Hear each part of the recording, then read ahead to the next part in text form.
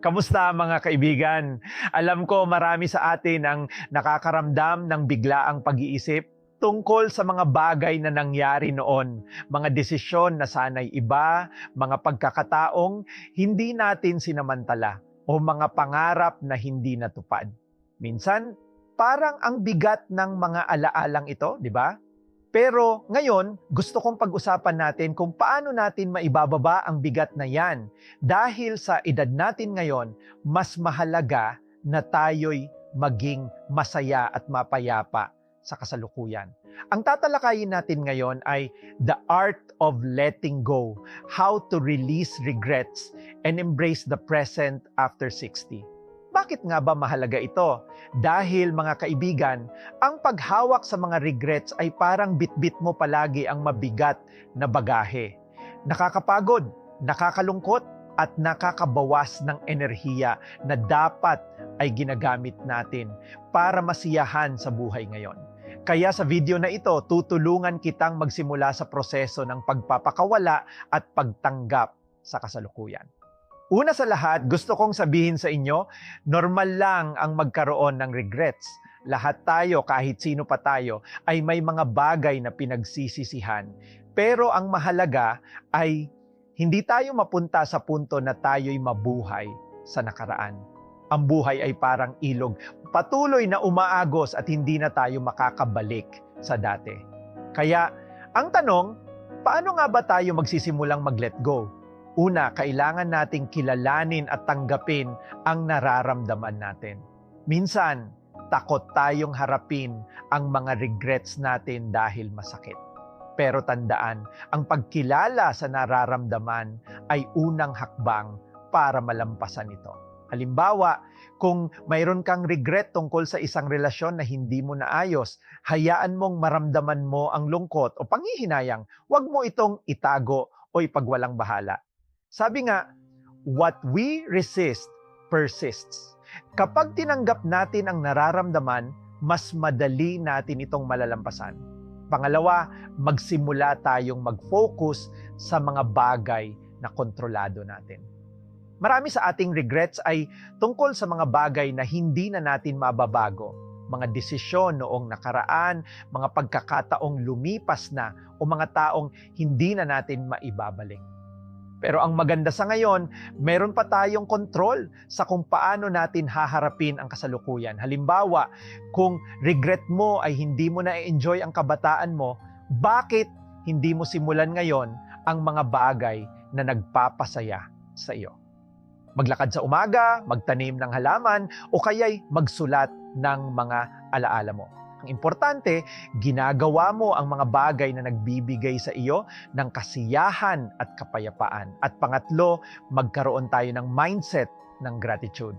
Minsan, masyado tayong nakafocus sa mga bagay na wala tayo or sa mga pagkakamali natin, kaya nakakalimutan natin ang mga magagandang bagay na meron tayo ngayon. Subukan nating maglaan ng ilang minuto araw-araw para mag-isip ng 3 bagay na nagpapasalamat tayo. Pwedeng simple lang, ang init ng araw sa umaga, ang tawa ng apo mo, o ang pagkain na nasa hapag.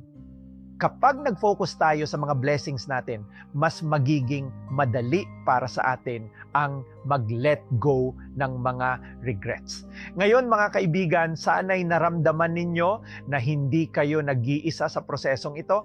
Ang pag-let go ay hindi madali, pero ito ay isang magandang regalo na maibibigay natin sa ating sarili. Sa susunod na bahagi, pag-uusapan natin kung paano natin mapapalitan ng positivity ang mga regrets natin at kung paano natin mas mapapahalagahan ang kasalukuyan. Pero bago tayo magpatuloy, gusto kong malaman kung ano ang mga naiisip ninyo tungkol sa mga regrets ninyo. Mayroon ba kayong mga alaala o karanasan na gusto ninyong ibahagi? Iwan ninyo sa comments ang inyong mga kwento. At kung nakatulong sa inyo ang video na ito, huwag kalimutang i-like at i-share ito sa inyong mga kaibigan. Ngayon, tuloy-tuloy na natin ang ating pag-uusap tungkol sa The Art of Letting Go. Sa bahaging ito, pagtutuunan natin ng pansin kung paano natin mapapalitan ng positivity ang mga regrets natin at kung paano natin mas mapapahalagahan ang kasalukuyan. Dahil, mga kaibigan, ang buhay ay hindi lamang tungkol sa pag-let go, kailangan din nating punan ang espasyong ito ng mga bagay na nagdudulot ng kasiyahan at kapayapaan. Una, magsimula tayong magtanim ng positivity sa ating mga isipan. Minsan, ang regrets natin ay parang mga damo na patuloy na tumutubo sa ating utak. Pero kung hindi natin ito aalisin at papalitan ng magagandang bagay, patuloy lang itong lalago. Kaya, subukan nating mag-isip ng mga bagay na nagpapasaya sa atin. Halimbawa, kung regret mo ay hindi mo na-enjoy ang iyong kabataan, bakit hindi mo subukan ang mga bagay na hindi mo nagawa noon? Pwedeng mag-aral ng bagong hobby tulad ng pagpipinta, pagsayaw o pagtugtog ng instrumento. Ang importante, ginagawa mo ito ngayon at hindi mo na iniisip ang nakaraan. Pangalawa, maglaan tayo ng oras para sa mga taong nagpapasaya sa atin. Minsan, ang regrets natin ay nauugnay sa mga relasyon, mga taong hindi natin na ipagpasalamatan o mga pagkakataong hindi natin na ibigay ang nararapat. Pero ngayon, may pagkakataon tayong ayusin ito. Kung mayroon kang mga mahal sa buhay na hindi mo masyadong napapansin, subukan mong maglaan ng oras para sa kanila. Pwedeng simpleng pagtawag, pagbisita o pag-share ng kwentuhan. Ang mga simpleng bagay na ito ay malaki ang magagawa para mapunan ang puso natin ng kasiyahan at kapayapaan. At pangatlo, magsimula tayong magbigay ng kahulugan sa ating mga karanasan. Minsan, ang regrets natin ay nagdudulot ng lungkot dahil iniisip natin na wala itong silbi. Pero kung titingnan natin ng mas malalim, bawat karanasan ay may aral na dala. Halimbawa, kung regret mo ay hindi mo na ipursige ang iyong mga pangarap, baka ang aral dito ay ang pagbibigay halaga sa oras at pagkakataon. Gamitin natin ito bilang inspirasyon para magbigay ng payo sa mga kabataan o sa mga taong nakapaligid sa atin. Sa ganitong paraan, ang ating mga regrets ay nagiging instrumento para makatulong sa iba. Ngayon mga kaibigan, sana'y naramdaman ninyo na ang proseso ng pag-let go ay hindi lamang tungkol sa pag-alis ng mga negatibong bagay. Kailangan din nating punan ito ng positivity at kahulugan. Sa susunod na bahagi, pag-uusapan natin kung paano natin mas mapapalakas ang ating pagtanggap sa kasalukuyan at kung paano natin mas mapapahalagahan ang bawat sandali ng ating buhay. Pero bago tayo magpatuloy, gusto kong malaman kung ano ang mga naiisip ninyo tungkol sa mga bagay na nagdudulot ng kasiyahan sa inyo ngayon. Mayroon ba kayong mga simpleng bagay na nagpapasaya sa inyo araw-araw? Sana'y mas magaan na ang inyong puso matapos nating pag-usapan kung paano natin mapapalitan ng positivity ang mga regrets natin. Ngayon, dito na tayo sa huling bahagi ng ating pag-uusap tungkol sa the art of letting go. Sa bahaging ito, pagtutuunan natin ng pansin kung paano natin mas mapapalakas ang ating pagtanggap sa kasalukuyan at kung paano natin mas mapapahalagahan ang bawat sandali ng ating buhay. Una, magsimula tayong mabuhay ng mas mindful. Ang mindfulness ay ang pagiging present sa bawat sandali, hindi iniisip ang nakaraan o kinabukasan, kundi ang kasalukuyan. Minsan kasi ang regrets natin ay nagdudulot ng stress dahil patuloy tayong nag-iisip ng sana o what if. Pero kung tayo'y magiging mindful, mas magiging aware tayo sa mga magagandang bagay na nangyayari sa atin ngayon.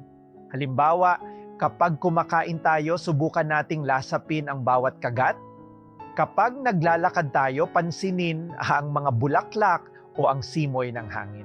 Ang mga simpleng bagay na ito ay nagdudulot ng kapayapaan at kasiyahan sa ating buhay.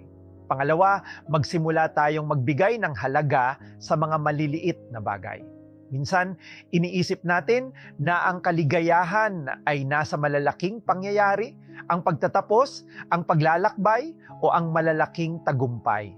Pero ang totoo, ang tunay na kaligayahan ay nasa mga simpleng bagay. Ang tawa ng apo mo, ang init ng kape sa umaga, o ang kwentuhan kasama ang mga kaibigan, ito ang mga bagay na nagbibigay ng tunay na kasiyahan. Kaya subukan nating maglaan ng oras para mapansin at pasalamatan ang mga maliliit na biyaya sa ating buhay. At pangatlo, magsimula tayong magbigay ng kahulugan sa ating buhay. Sa edad natin ngayon, marami na tayong karanasan at aral na maibabahagi sa iba. Ang pagbibigay ng kahulugan sa ating buhay ay hindi nangangahulugan ng malalaking bagay. Pwedeng simpleng pagtulong sa kapwa, pagbibigay ng payo sa mga kabataan o pag-share ng ating mga karanasan. Kapag tayo'y nagbibigay ng kahulugan sa ating buhay, mas nagiging masaya at kontento tayo. Ngayon mga kaibigan, sana'y naramdaman ninyo na ang proseso ng pag-let go ay hindi lamang tungkol sa pag-alis ng mga regrets, kundi pati na rin sa pagtanggap at pagpapahalaga sa kasalukuyan. Ang bawat araw ay isang pagkakataon para magsimula ulit, para magpasalamat at para mabuhay ng masaya. Bago tayo magtapos, gusto kong malaman kung ano ang mga natutunan ninyo sa video na ito. Okay? Mayroon ba kayong mga bagay na naisip o naramdaman habang pinapanood ito? Iwan ninyo sa comments ang inyong mga kwento. At kung nakatulong sa inyo ang video na ito, huwag kalimutang i-like at mag-subscribe. Maraming salamat sa pakikinig mga kaibigan at tandaan. Ang bawat araw ay isang pagkakataon para magsimula ulit. Hanggang sa susunod!